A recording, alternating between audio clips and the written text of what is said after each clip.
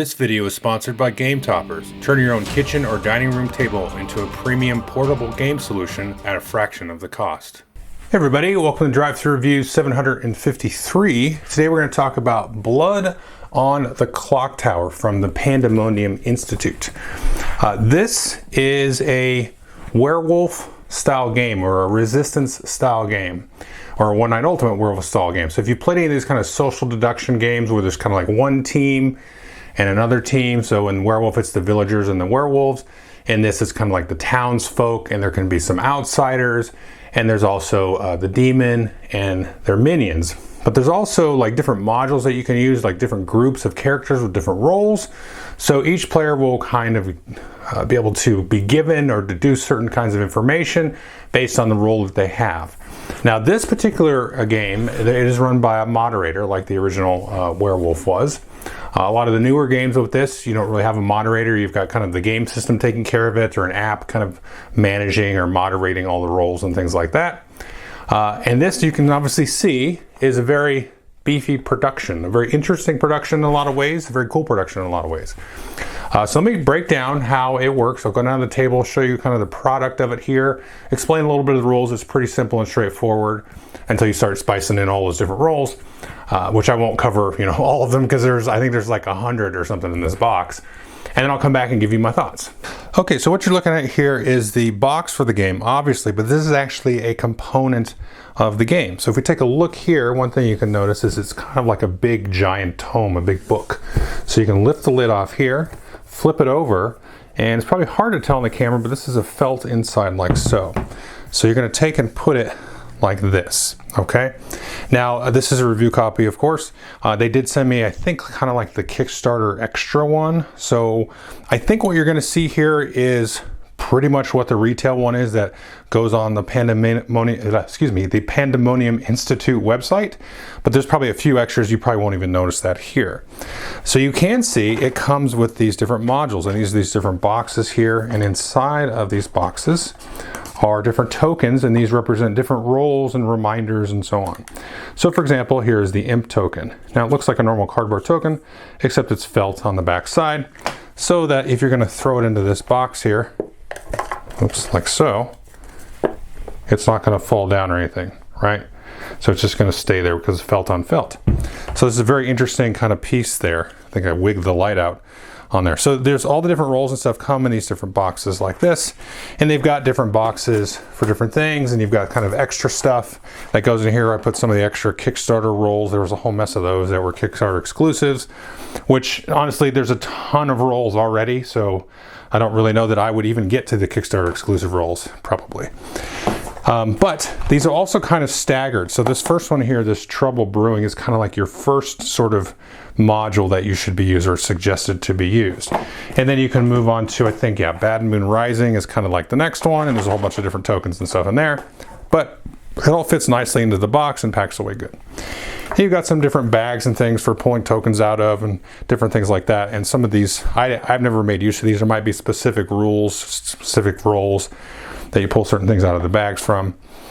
A couple of other tokens here, which I'll explain. Some little sort of quick reference cards and a whole bunch of other stuff. So we got a mess of player aids here. Look at this huge stack of player aids. Now these are all the different roles for all the different modules. So you can see the Trouble Brewing.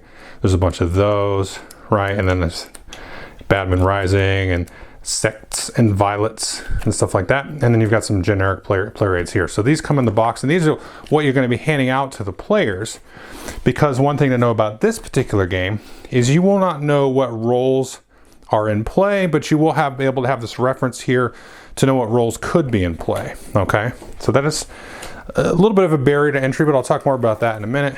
Some other sheets here for some protection, and of course all the different rule books here for the different modules, and then this big rule book. Now this is a huge rule book. Let's see how many pages this is. This is a 45-page rule book, but you don't need to read all the pages. Just the first, let's look here, the first 15 or so, and you're good. This is what you need to read, and it's big type and big, big pictures and all that stuff.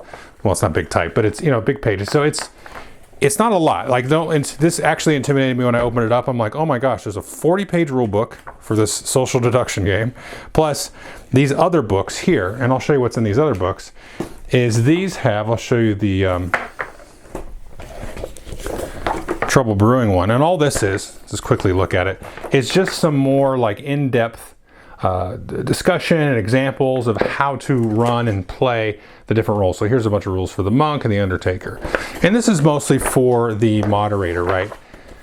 To read this beforehand and get a good sense of how they should sort of guide the game. And I'll explain a little bit about that, probably in the review actually. So the last pieces of the components here will come in the bottom of this. And so we'll take a look at these in a second. Now we're gonna look at this one here. This one you throw in the middle of the table, or actually on the floor, as the rule book suggests, because it does theoretically play from 5 to 15 or more players. And so you might have to actually, throw this in the middle of the floor because it might be hard to find a big old table that will seat, 15 people. So you put this out here, and kind of like relative to where people are seated or standing, you'll put little tokens out like so, like that, and that'll kind of represent them being alive or dead. So if they're alive, it'll be on this side. If they die, you flip it over so you know that Billy's dead. And then you'll have a pile of these vote tokens in the middle. And so the way that we use this is, so when you die, you get 1 vote for the rest of the game. So if you die, you flip that over, and if you've used your 1 vote, then you know that's it. You can still participate in discussion, you're still involved, you can still win or lose the game, but you've deactivated whatever your role special ability is if you're dead, and you also get only 1 vote for the rest of the game, because the way the game works, like a lot of these games, you have a night phase and then you have a day phase. In the night phase, a lot of these different roles and special powers will kind of trigger, although some of them do interact with other parts of the game, let's say. And then you have the day phase, which is like kind of a free-for-all discussion. You'll have nominations and voting to eliminate different players. And so during the day phase, then everybody gets a chance to nominate one other player, and then you will vote starting clockwise. So let's say Billy was sitting here, he nominates, nobody's dead, it's the first round.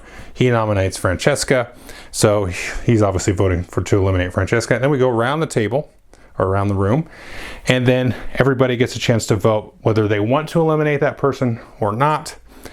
And then you will keep track of the number of votes that person has. So maybe Francesca gets 4 votes to eliminate themselves. And then the discussion will open up, and then Billy can no longer nominate anybody for the rest of that day. And then we go back and forth, and maybe Francesca, out of spite, nominates Billy back, and then we do another round of votes, starting from Francesca going around. And you keep going until nobody wants to nominate, or everybody's used up their 1 nomination.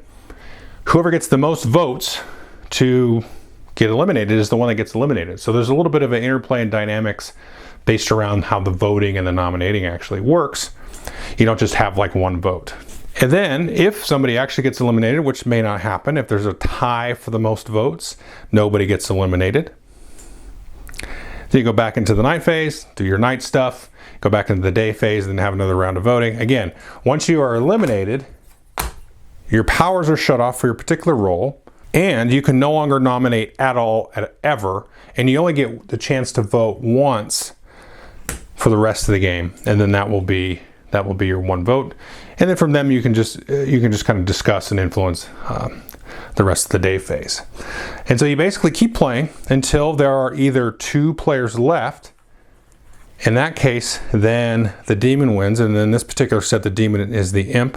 So you can see they have their special power here. Each night, choose a player, they die. If you kill yourself this way, a minion becomes the imp.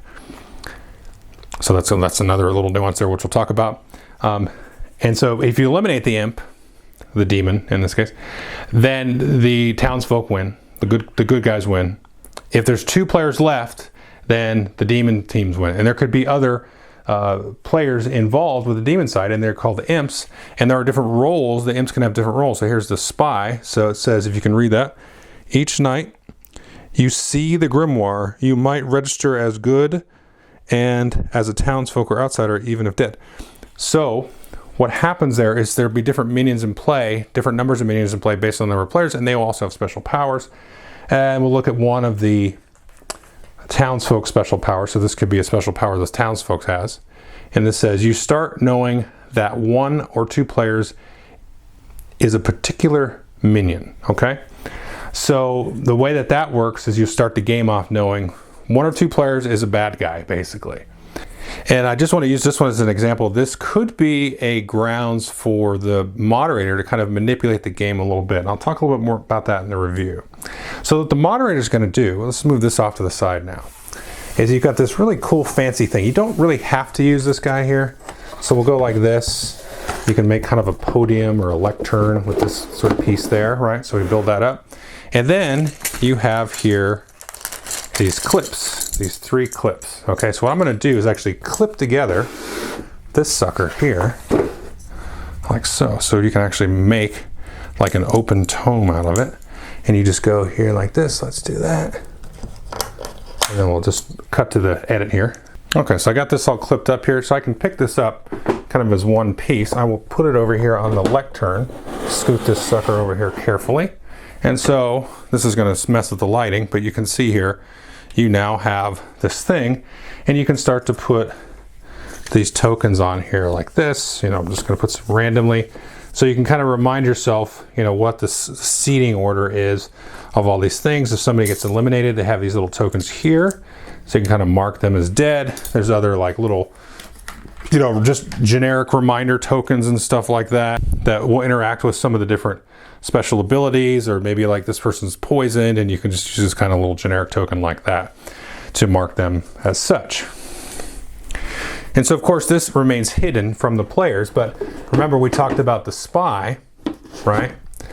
So the spy gets a chance to look at that. So the logistics of how you show this lectern, this grimoire, to that player is an interesting dynamic of the game, because if you're all seated around the table, you don't want to be obvious that you're showing that to that particular player, and there's other sort of activities and abilities and stuff that will kind of reveal different information at the night, but you got to be very sort of peculiar and particular, I should say, about how you do that, and that's going to have a lot to do with the physical environment of your room.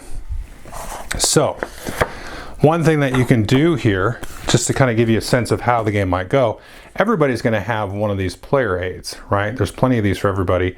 And so you can see what is possible to be in play. You don't know exactly what's in play. And then you have here another player aid. This is for the moderator. It's got kind of some just generic information here. And then kind of the order that you walk down the different roles in the game. I actually showed you the wrong player. That was the generic player. This is the Bad Moon Rising one here. So you can see, okay, you're going to go through all these roles. Okay, well, that's a lot of roles to kind of walk down. Okay, so you can tailor your experience here, because you're going to spend a lot of time reading roles that don't exist if you've only got a few players in your game. So the rules really suggest that you kind of be flexible in some of this stuff here and guide stuff. And there's other roles that I'll talk about here, like the drunk. Somebody could be the drunk. They actually think, for example, they're the monk. They're not the monk. They're the drunk. And so you pretend like their power goes off and you feed them bad information as the moderator, and that's going to add some spice to the discussion, right, about who's what and, you know, who's a liar and all that stuff. But how you lie to them as the drunk, or if somebody's poisoned, for example, remember I mentioned somebody can be poisoned, how you lie to them because they're poisoned, their ability is not going to work for that night, then you've got to really kind of tailor how that works. And based on the number of players and the players that are left and stuff, you can kind of tick and tack and sort of push the game in a certain way as the moderator. So that's something you got to keep in mind and do in such a way that actually tells a good story in kind of a role-playing sense, and the rules even kind of go into that. So that's kind of the general kind of space of the game and how it's going to kind of work and operate. Let's go back up to the review part, kind of tell you about my experiences with the game, and then we'll close out. Okay, so that's a very brief overview of Blood on the Clocktower. Let's do my 3 pillars of reviews, because I think these are actually very important in this case.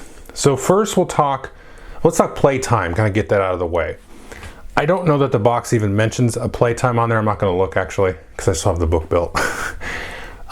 We played it, let's say we played 4 games of it, and they all went about half an hour, but we played it with 5. Now the first box that I showed you, the Trouble Brewing one, that says you can play it with a minimum of 5. The other modules require a minimum of 7. I would say that it's kind of a lie that you can play any of these with less than 7, because we had some really short-circuited games. Now, some of that was due to inexperience in choosing the right kind of roles, because there are certain roles that just won't work at that 5-player count. And now I'm saying 5 other players, including myself, as the moderator, because I would play the moderator in all the games. But once we kind of got familiar with seeing how the roles kind of shook out, then I, as the moderator, was kind of saying, okay, well, I got to pull these 2 out because these are just making it way too easy. And, you know, throw certain things in there. Like, I went in there thinking, like, I'm not going to play with the drunk the first time because, you know, that's just too much. But no, I think it would be perfect to play with the drunk. So I think 5 is okay, but I think you got to really play with 7. To me, this is a 7 to 15 player game because the games were all pretty short. And we only had one game go more than one night, you know, when we first played. Now, again, some of that's inexperience with the roles and kind of the nuance, but it's also because we only had 5 people. So it just makes it a little bit easier to figure out who's who, I think, based on this game, at least with that introductory thing. So again, that's kind of playtime and the player count. And obviously, if I'm talking about what this game is like, it's like Werewolf, really, the original Werewolf, with some nice nuances and tweaks to the kind of the basic cadence of how, you know, you do the voting and the nominating and all the way the rules and stuff like that work. Now, I was thinking about, I was like, well, maybe I shouldn't review this. You know, I've only played with 5. But here's the thing. As we played it game after game after game, we really took to a shine on this game. The first game, we were like, well, you know, you kind of messed that up. You know, we kind of went into it not knowing. But I still didn't really feel it wasn't that good. You know, but let's give it another shot. And it was like, yeah, it's okay. It's kind of fun. Well, let's try it again. And then it just kept going. And then by the last game, we were like, okay, so this is kind of I'm going to start with like my verdict. If I had to give you like just a sort of a consensus verdict, and my group basically feels exactly the same as what I'm going to say here. This is a lifestyle social deduction game. Now, first of all, it's expensive. It's a big, huge production. I think it's like $100 some on their website. I'm not sure if you can get it at other retail outlets for cheaper, you know, for like an online discount or something. But it's a big deal. I mean, it's a big production, fancy felt and the tome and all the boxes and the tokens and the modules and all that stuff. Take all the Kickstarter exclusive out of it. It's still a really lavish production. And I think you really got to want to be invested. This is not a quick, you know, set up and play game like One Night Ultimate Werewolf. You know, our group, I think that's still, not me, but the rest of the group mostly thinks that is the creme de la creme of the social deduction games. I prefer Werewolves because I'm a weirdo, because I like that there's something else going on besides the bullshitting. Sorry to swear, but that's just what it is. So outside of that, you know, there's like this other element going on, and that's really neat. Now, what this does have in that regard is the way that you can act as the moderator. Like, I don't know that I ever want to play this and not be the moderator after playing, because I just had so much fun. I do want to let other people get the chance to be the moderator in this case, because I think it's a lot of fun and I want to share that with them, but I'm going to be jealous because, and honest to God, I cannot remember the exact situation, but it was in our last game. And one of the players had concocted this whole story about how they were poisoned and this happened and because they were wrong about this. And then another player was like, well, that is just too tall of a tale. And I was like, yeah, but it's 100% true what that person said. And one of my favorite things to do is, I love playing One Night and all these other games. I also like to watch people play these games. It is a lot of fun. There's been times when I've come into a game night and they're playing One Night or something like that, and the game has started, you know, don't put me in, you guys keep going. And I'm able to figure out what's going on because I watch, you know, the night phase and see what's happening. And it's just really a lot of fun to see all the little stories and things that people come up with. And, you know, obviously not give away anybody's position. And as a moderator, I get to do that. And it's very stress-free. But you also get to be involved with how you can kind of push the game in a certain way, because, like I mentioned in kind of the general walkthrough there, if somebody's the poisoner and then they poison, you know, this other person, then that person's ability is kind of like shut off for the night. But they don't know that. So you want to try to lie to them as the moderator, whatever their ability is when they go to trigger it. Instead of pointing at Billy, you point at Francesca. But you don't want to do it in such a way that they know they've been poisoned necessarily.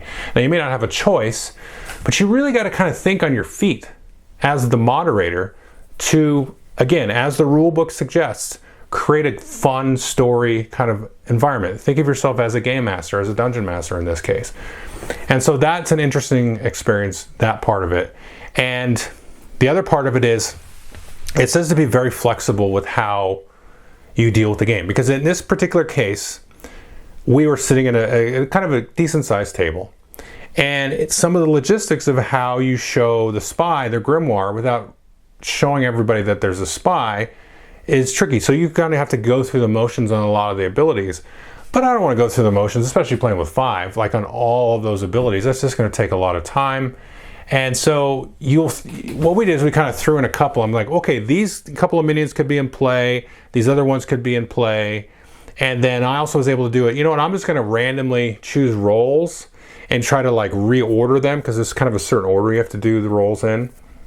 So I'd say, well, let's just go around the table, and then I say, okay, my head, this person was killed, and so their thing. So you have to you can be flexible with that. And a lot of that's going to have to do with kind of the space you're in, because you're not always going to have like, like a big room at a convention or something like that, where theoretically this kind of game would be fun. Everybody was talking about like, this is a convention game. I'm like, I don't want to play this with strangers. I want to play this with a dedicated group that knows the roles, knows everybody's tendencies and their lies and their tells. And like I said, this is to me kind of a lifestyle social deduction game. And to me, that's going to be the most rewarding thing. But you really got to have to set up an environment for the game and be cognizant of your environment. And as the moderator, read ahead, read the roles, kind of imagine some of the interplay with some of the other roles. There's some good examples on some of the different like specific rule books, and try to doctor up a good experience for everybody. And then you can kind of play with that game over game. And it's like I might have pulled some rolls out, I might have not, I might have swapped these out. You don't know what's in there. And then that first play is going to be rough, because they're going to have to like, well, there's like 25 rolls in here that could all be in here, and we've got these outsiders possibly and all these things. And so to like sit down and then like go through all the rolls, for people, don't do that. Just play the game. I'm not going to read through all these roles every night and do that. Like, just craft the experience how you want, and then your group is going to be able to, to kind of go for that. And then as a moderator, you just kind of have to learn how to do that, how it's going to work and be efficient and time efficient and be fun, overall. So I mean, kind of the end result here is, do I recommend this game for folks? I don't know. Did everything I explained sound really fun? Is like an investment that you want to make, something you're going to play a lot of? Then I would say, yeah, go for it. It's really fun. I think it's going to be rewarding time after time after time. And like I said, we grew to like this, because I was teetering kind of midway through our plays. I'm like, I don't know, give us somebody in the group or whatever, give it away. But by the end, I'm like, I'm going to hang on to this. And when we get those times where we have a good chunk of people, at least 7, then it'll be fun to break out. And we can break it up, and I think eventually it could probably end up taking like an hour or so per game. But that's okay. That's got to be something that you want to be involved in. Typically the great thing about one night for us is we'd play, a couple of games at the beginning of game night, and then we'd play a whole night of one nights back to back to back as well. But you could also plug and play it too. It's like, let's play, I don't know, Forbidden Stars and, whatever, Pandemic, something. And then at the end of the night, we play 2-3 games in one night. That's a good way to kind of close it out. This is not that kind of thing. You're going to have to sit down and play it. And I think it's probably even a little bit more involved than probably traditional Werewolf, which I've not played in decades,